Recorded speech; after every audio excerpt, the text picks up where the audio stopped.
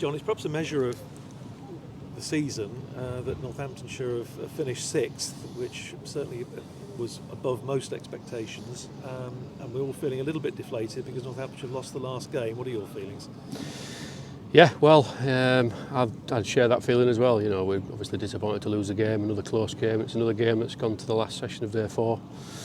But look, I think that the chat up there we've just had in the dressing room with the lads is not so much about this game, but about the season and how hard they've worked and how well they've done over the course of a season, a period of time. So, you know, in the last probably 2 or 3 games, we've not covered ourselves in glory. Our last 4 games, this last block, we've not played our best. But if you look at the whole thing and the bigger picture over the course of the full season, then I think we should be very, very proud, and it should be seen as a success. That said, one of those 4 games, of course, against the eventual champions Surrey, stood toe-to-toe and held them to a very creditable draw.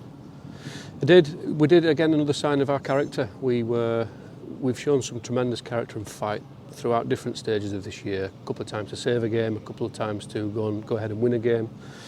And again, I've said it before, but you know, we spoke at the start of the season about how we're going to play our cricket. We look at the way the leagues are set up, we look at the way the point system is set up, we look at the squad that we've got and what our strengths are, we look at the wickets that we can produce.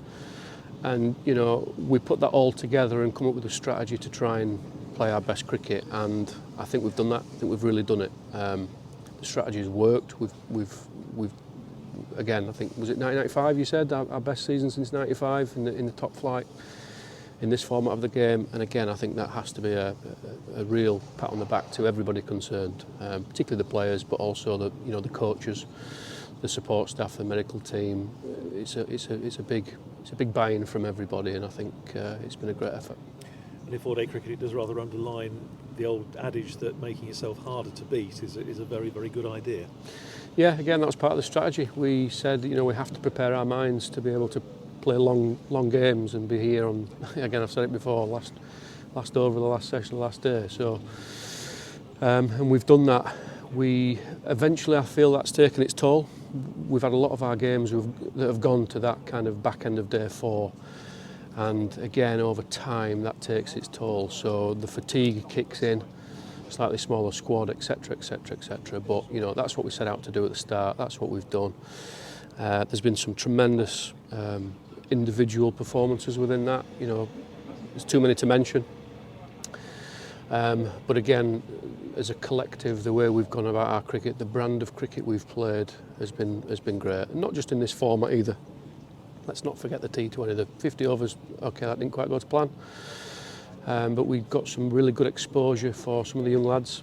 Got to find out. We've learnt so much about them as much as they've learnt and got experience of playing.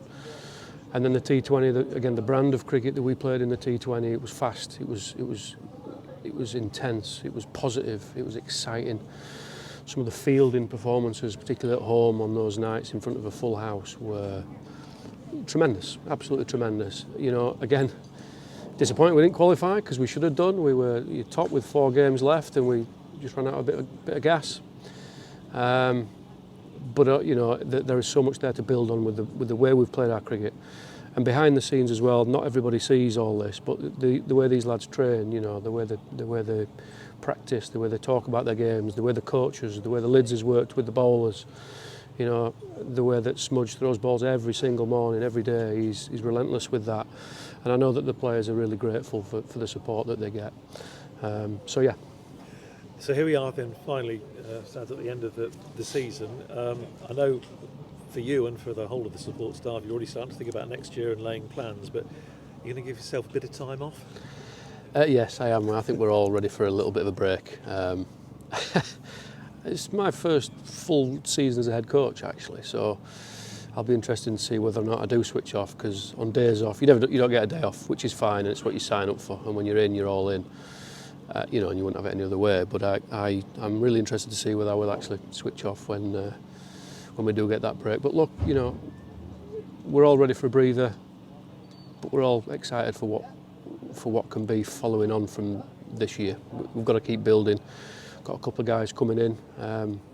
Obviously, Dave Willey's a massive signing for us. You know, we probably won't see much of him this winter because he's busy with England and various other bits, which is fantastic. But the fact that he is ready to come and join us has given everybody a lift, and it will do. Even though he's not present physically, he's now one of us. Ollie Sale coming in, you know, he's somebody who he's going to be around this winter. He's already looking at kind of moving up and being in the area and being around the lads, getting to know them. So again, I think we've got to really enjoy this success, and hopefully the lads have a real good night tonight and celebrate each other's successes. But yeah, the attention will, you know, after a break, the attention then turns to how we can keep improving.